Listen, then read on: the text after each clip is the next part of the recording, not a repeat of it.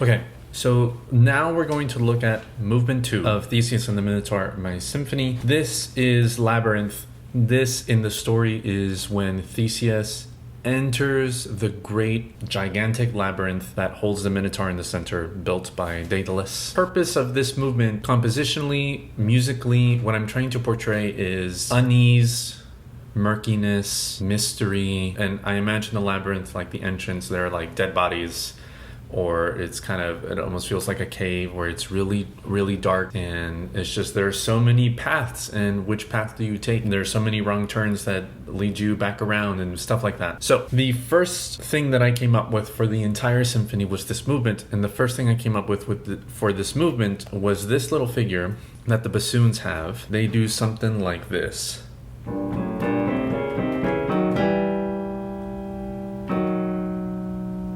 So it's like a little run with two bassoons playing up the octatonic scale. The octatonic scale is something that I feature heavily in this movement, and the octatonic scale happens to be a symmetrical scale, as in it sort of sounds the same going up, going down, starting on any other note. You just run across the same notes, really. So that's starting in C. If I started in G, it's the exact same notes. There only exist two octatonic scales, and the octatonic scale uses up 8 notes, and it's comprised of either alternating whole steps and half steps or alternating half steps and whole steps. You just start with one or the other, and then you alternate as you go up note by note. So the opening.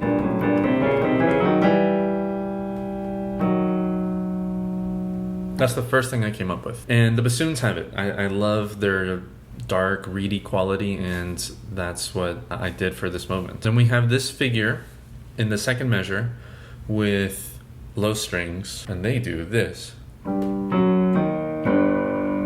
which is, I don't want to say it's a theme for the labyrinth, but this is a figure that recurs, and is sort of like the melody that I chose to represent the labyrinth.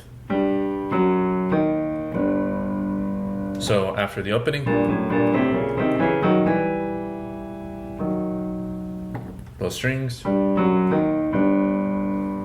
and then we open with this harp celeste little run, kind of mysterious sounding, and then we get into this figure in the low strings here. I'm using the violas, cellos, and the basses playing this chord along with low woodwinds. So I have a contrabassoon here, bassoon, and bass clarinet. And they're doubling what these chords are. So this is what it sounds like.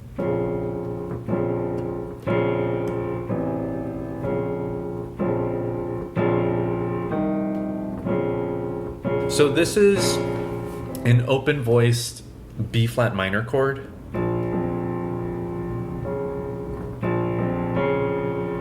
And it's not a closed voice B flat minor chord, because that would be too murky in the bass registers. So the double basses are playing this. Cellos are a fifth higher up.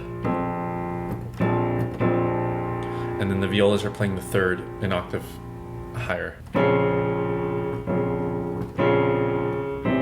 And then it kind of goes back and forth between this chord, and then a half step lower, back to this chord, and then a whole step higher.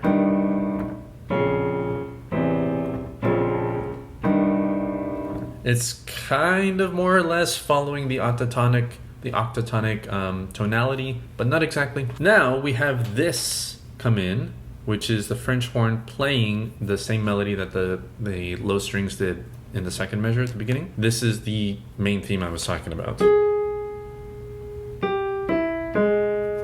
Then strings play it.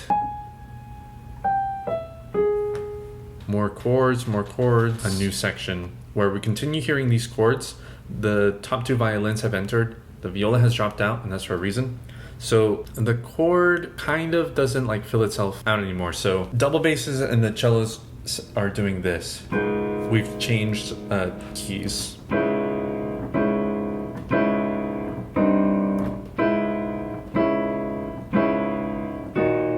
So there's a gap in the sound between the low voices here and then the thirds here.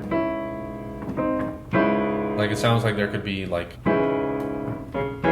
those inner voices to fill it out. The oboe comes in much grander.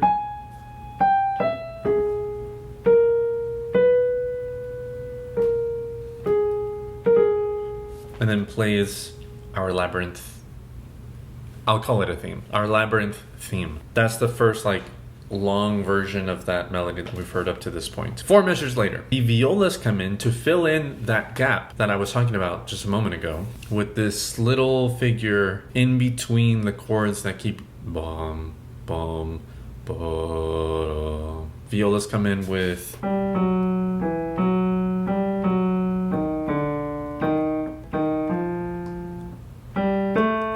doubled with the bass clarinet, which I love the sonority of a bass clarinet and a viola. I remember presenting this to my teacher because the melody comes from the oboe and moves to the clarinet. Same sort of notes in this slightly new key. He said that I didn't need to have the bass clarinet here because I have the regular clarinet already, like I already have that sonority, but I just love a clarinet and viola double that I kept it, and I just ignored him. The melody is now doubled by first clarinet and now a flute in unison. Oh, and a celeste. In fact, I stole that combination of instruments from John Williams. I remember in the beginning of Marion's theme, one of the times that John Williams introduces the melody, it's being played by flute, clarinet, and celeste. Celeste, it sounds an octave higher than is written, so it's an octave higher. It adds sparkle to the line. I thought it would fit, and it did, so that's what I stuck with. I'm going to play from the beginning up to letter C so that you can hear everything that I just talked about.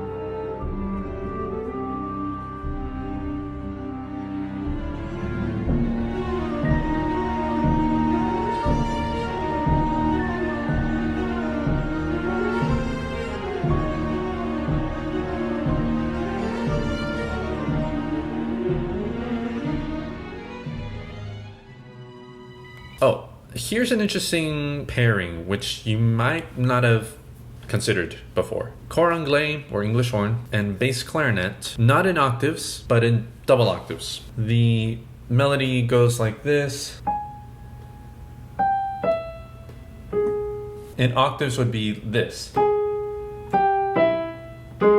But instead, the bass clarinet is playing down here. So that means the distance is 2 octaves.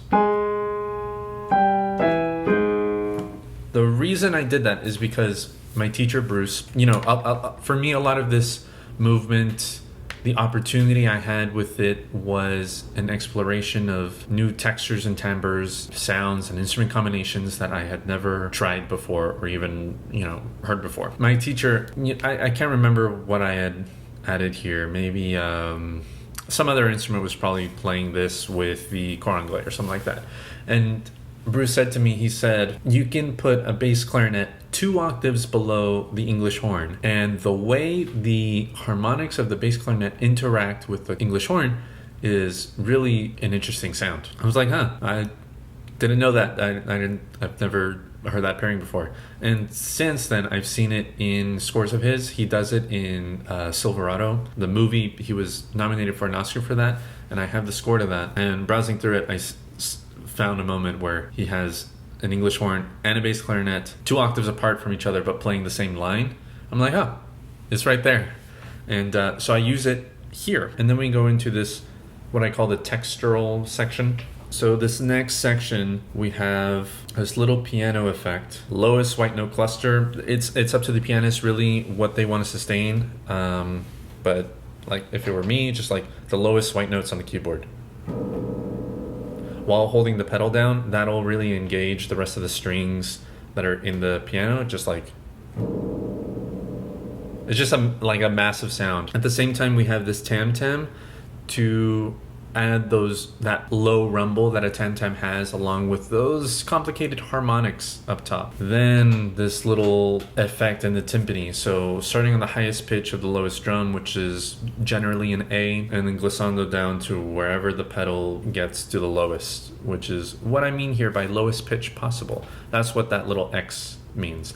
Usually on timpani, it's a D, which is what I have written there. But if the timpani head goes down to a C, then let it go down to a C. At least that's what I'm telling you. And then we have this chord of harmonics come in the strings yet again.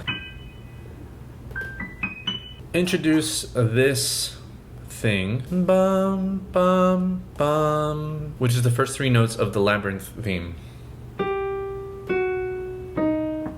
Doubled in vibes, harp and cellos playing pizzicato. At the same time each one of those hits, we have this figure, and this isn't anything in particular, it's just like a cluster of notes coming back, getting stacked along clarinets and flutes, which is the first 3 notes of the melody again. What I'm sort of aiming for is dissonance. So I looked at composers like Lutosławski. His work is just brilliant. It's harder for me to like understand what he was doing, especially when I was looking at his work to figure out how to approach this sort of thing. And by letter H here, I have these instructions. First, in the low woodwinds. Bass clarinet, bassoons, contrabassoon are all instructed, as you can see here. Ad lib on these notes in any octave. Grow in intensity as you continue. So basically, the notes that I want them to play has been specified in this little box. And they're being instructed to just play whatever they want with those notes, piano, for the length of this black bar here. I also have the low strings playing that. For them, I specify tremolo if you wish. Basically, the idea was randomness. And then low brass is playing this chord right here. This is not anything in particular, it's just a dissonant crunchy chord. Let's see if I can figure out that chord. Okay, so the chord is just this cluster. This cluster of notes. No specific reason that I chose these notes, but they're pretty much all chromatic. It's soft, so it's not too overbearing, but it is uncomfortable. The trumpets are being saved from this sound. The chord comes in again, louder next time, as the rumble of notes continues. But then, flutes playing high up with the piccolo, with the oboes, and trumpets without their mutes now are all playing that melody. So, the English horn plays the same melody as before, but flipped upside down, until we get to this moment, which is everything getting really, really loud. Playing the harmony from the beginning, so let's say it's this chord, down a half step, up a half step. So that sort of same recurring thing. Then the melody played by the 3 trumpets and 2 trombones playing up high. They're playing in octaves. A note about this, a lot of people will have trumpets in octaves for like a strong sound, but the thing is, trumpets don't project as well when they're playing lower. Like the tone becomes a little harder to control, nor is it very brilliant on the trumpet. So I keep them up high so that they remain brilliant. And the trombones instead are playing the line an octave lower, because on the trombones, playing that high up is a really bright forward sound. Finally, to end it, the bassoons play this figure again in the octatonic scale, sort of the opposite direction from the very beginning, which is the first thing we hear in the beginning of the movement, the two bassoons going up the octatonic scale. Then we have this little run in the cellos until we end with this low note. So why don't we listen to all of that to see how I build from that section right here to the very end, following all the textural stuff in the beginning and how themes come back again and again, but in variations and in new orchestrations and colors and such. So let's check that out. Textural stuff.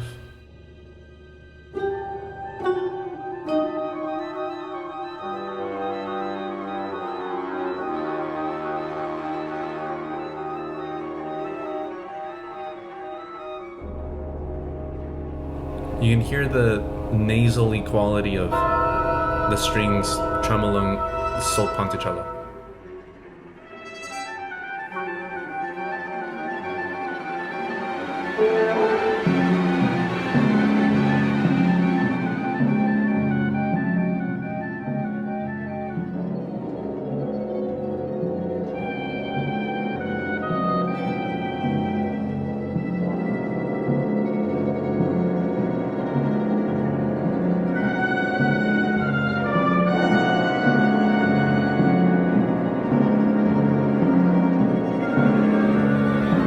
Cluster of sound growing in intensity.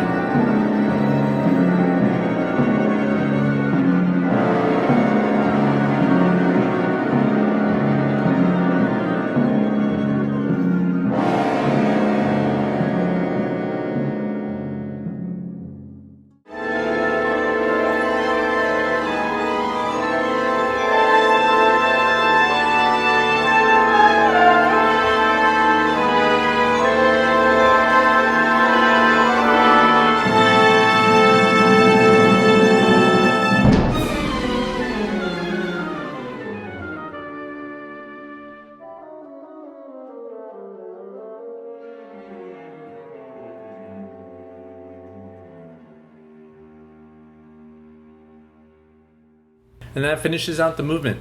So as I mentioned earlier, this is an exploration of all the tones and textures and colors that I could get out of the orchestra, a lot of which were new to me when I started writing this. And now I have a much better sense of how I would go about writing something like this in the future, and probably a little bit more insight on how to make something really effective if I need it to be scary or mysterious or murky or any of the above. Hope you enjoyed this. Stay tuned for the breakdown of the next part, the Minotaur, which I'm very excited for. A lot of action orchestral music in that, which I'm eager to break down for you. So stay tuned. And until next time, take care.